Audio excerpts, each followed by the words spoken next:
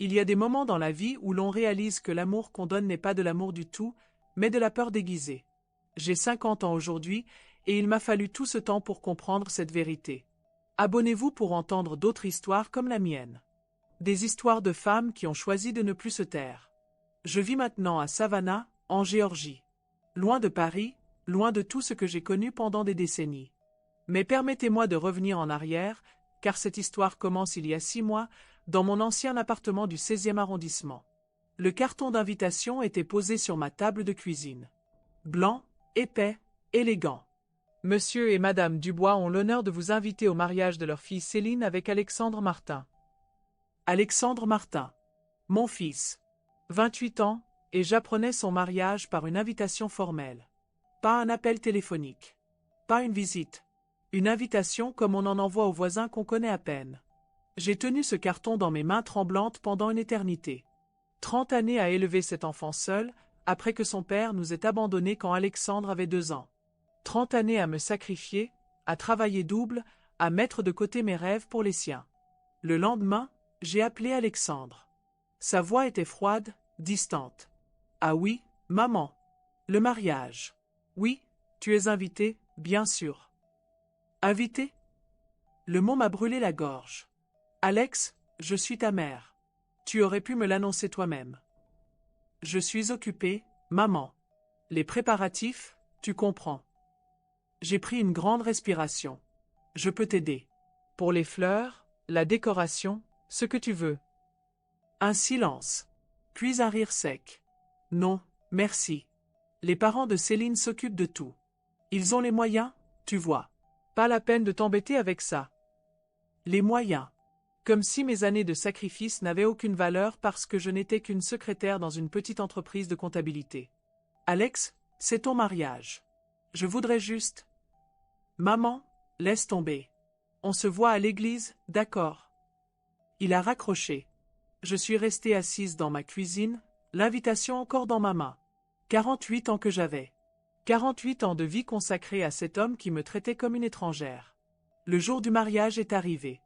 L'église Sainte-Clotilde, dans le 7e. Une cérémonie magnifique, je dois l'admettre.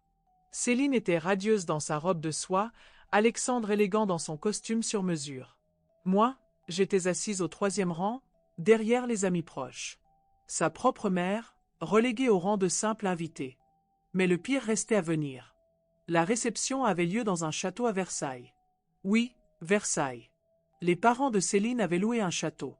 Tout était parfait. Les nappes blanches, les fleurs fraîches, l'orchestre. J'étais placée à une table avec des cousins éloignés que je n'avais pas vus depuis des années. Vers 22 heures, Alexandre s'est levé pour son discours de remerciement. Il a remercié les parents de Céline, ses témoins, ses amis. Puis son regard s'est posé sur moi. Et bien sûr, ma mère. Il a fait une pause, un sourire étrange sur les lèvres. Maman, tu es habituée à manger ce que la vie te laisse, alors j'espère que tu as apprécié le repas ce soir. Des rires ont fusé dans la salle. Des rires complices, comme si tout le monde était dans la confidence d'une blague que je ne comprenais pas. Habituée à manger ce que la vie me laisse. Ces mots se sont plantés dans mon cœur comme des couteaux. Devant 150 personnes, mon fils venait de me réduire à néant. De faire de moi une pauvre femme résignée qui accepte les miettes. Je me suis levée calmement, j'ai pris mon sac, et je suis partie. Sans un mot, sans une explication. J'ai entendu quelqu'un murmurer derrière moi, mais je n'ai pas regardé en arrière. Dans le taxi qui me ramenait à Paris, j'ai pris une décision. Une décision qui allait changer ma vie pour toujours. Vous voyez, il y a des choses qu'Alexandre ignorait. Pendant toutes ces années, depuis qu'il avait quitté la maison pour ses études, je l'aidais financièrement. Pas de manière évidente, mais discrète. Un virement de 500 € par mois sur son compte que je présentais comme un petit bonus de mon travail. L'acompte pour son appartement que j'avais payé en liquidant mes économies. Ses vacances d'été, sa voiture, même une partie de ses frais de mariage, car oui, malgré la fortune des beaux-parents, Alexandre était venu me voir quelques semaines avant pour emprunter 3000 €. Le lundi suivant, j'ai annulé tous les virements. Tous. Puis j'ai pris rendez-vous avec une agence immobilière. Mon appartement du 16e, celui qu'Alexandre considérait déjà comme son héritage, je l'ai mis en vente. Un appartement de 80 mètres carrés que j'avais acheté 20 ans plus tôt et qui valait maintenant 800 000 euros. 3 semaines plus tard, c'était vendu. Alexandre m'a appelé au bout d'un mois. Sa voix n'était plus froide, elle était paniquée. « Maman, il y a un problème avec mon compte. Les virements ne passent plus. » « Il n'y a pas de problème, Alexandre. J'ai arrêté. » « Arrêté quoi ? » « De payer pour ta vie. » Un silence. « Mais maman, j'ai des échéances, des factures. » « Tu as une épouse maintenant. Et des beaux-parents fortunés. Débrouille-toi. » « Maman, tu ne peux pas faire ça. » « Si, je peux. Et j'ai aussi vendu l'appartement. » Cette fois, le silence a duré une éternité. « Tu as fait quoi ? » « J'ai vendu l'appartement. Celui que tu considérais déjà comme le tien. » Mais où vas-tu vivre ? » « À Savannah. »« Savannah ? Où ça, Savannah ? » ?»« En Géorgie. Aux États-Unis. » Je l'entendais respirer fort au téléphone. « Maman, tu ne peux pas partir comme ça. On doit parler. » « Parler de quoi, Alexandre ? De comment je suis habitué à manger ce que la vie me laisse. » Il s'est tu. Tu sais, mon fils, pendant des années, j'ai cru que t'aimer signifiait tout accepter de toi. Tes silences, tes distances, tes humiliations. J'ai cru que l'amour maternel n'avait pas de limite. Ma voix tremblait, mais elle était ferme. Mais ce n'était pas de l'amour. C'était de la peur. Peur que tu m'abandonnes, peur de te perdre. Alors je me suis fait toute petite, j'ai accepté les miettes que tu me donnais, comme tu l'as si bien dit. Maman ? Non, laisse-moi finir. Ce soir-là, à ton mariage, quand tu as dit ces mots, quelque chose s'est brisé en moi. Mais pas dans le sens que tu crois. Ce qui s'est brisé, c'était les chaînes. Les chaînes de cette fausse tendresse qui m'empêchait de vivre. J'ai fait une pause. Dehors, les palmiers de Savannah se balançaient doucement dans le vent chaud. Tu vois, Alexandre, je ne mange plus ce que la vie me laisse. Maintenant, je choisis ce que je veux manger. Et tu n'es plus au menu. Maman, ne dis pas ça. Je suis ton fils. Oui, tu es mon fils. Et c'est exactement pour ça que j'arrête. Un fils, ça ne devrait pas traiter sa mère comme tu m'as traité. Un fils, ça devrait vouloir que sa mère soit heureuse, pas qu'elle soit son filet de sécurité invisible. Il y a eu des sanglots au téléphone. Des vrais sanglots d'homme. Maman, pardonne-moi. Je ne savais pas, je ne me rendais pas compte. Tu savais, Alexandre. Tu savais très bien. Mais c'était confortable pour toi de faire semblant que non. Je suis allé m'asseoir sur ma terrasse. Face à moi, le fleuve Savannah coulait tranquillement vers l'océan. Tu sais ce qui m'a décidé à venir ici ? C'est une phrase que j'ai lue dans un livre, il y a des années. On peut aimer quelqu'un et choisir de ne plus être disponible pour ses blessures. C'est exactement ça. Mais je t'aime, maman. Non, Alexandre. Tu m'aimais bien disponible. Nuance. Le silence s'est installé entre nous. Un silence différent cette fois. Plus lourd, plus définitif. Qu'est-ce que tu veux que je fasse ? A-t-il fini par demander. Rien. Je ne veux rien de toi. C'est bien ça le problème. Pendant des années, j'ai voulu ton amour, ton respect, ta reconnaissance. Maintenant, je n'en ai plus besoin. Alors on ne se reverra jamais. J'ai regardé le coucher de soleil sur la rivière. Orange et rose, magnifique. Je ne sais pas, Alexandre. Peut-être qu'un jour, tu comprendras la différence entre aimer et posséder. Entre aimer et utiliser. Ce jour-là, on pourra peut-être se parler autrement. Et si ce jour n'arrive jamais ? Alors il n'arrivera jamais. Et ce sera ta perte, pas la mienne. Il a raccroché sans dire au revoir. C'était il y a 3 mois. Il m'a envoyé quelques messages depuis. Des messages perdus, désespérés.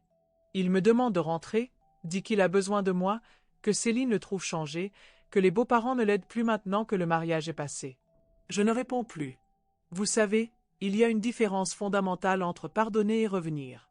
Je lui pardonne d'être l'homme que j'ai contribué à créer en acceptant tout de lui. Mais je ne reviendrai pas être son paillasson émotionnel. Aujourd'hui, j'ai 50 ans et je découvre qui je suis quand je ne suis plus la mère Providence d'Alexandre. Je travaille dans une petite librairie du centre historique de Savannah.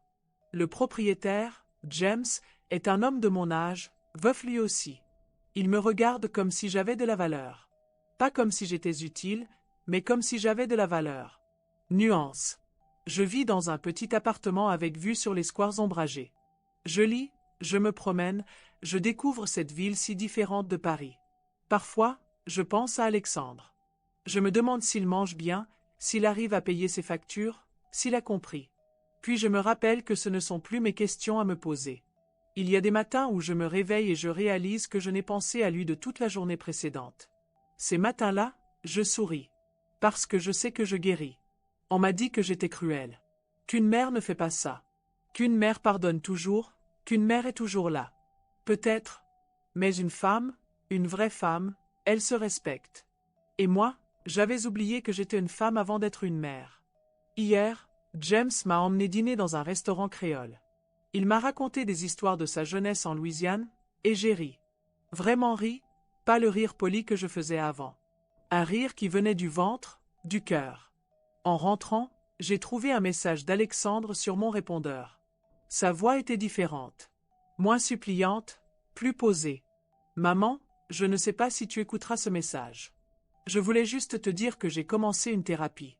Pas pour que tu reviennes, mais pour comprendre. Comprendre comment j'en suis arrivé là. Comment j'ai pu être si cruel avec toi. Une pause. Je ne te demande rien. Je voulais juste que tu saches que j'ai enfin compris ce que tu voulais dire. À propos de la différence entre aimer et utiliser. Il a raccroché. Je n'ai pas rappelé. Pas encore. Peut-être jamais.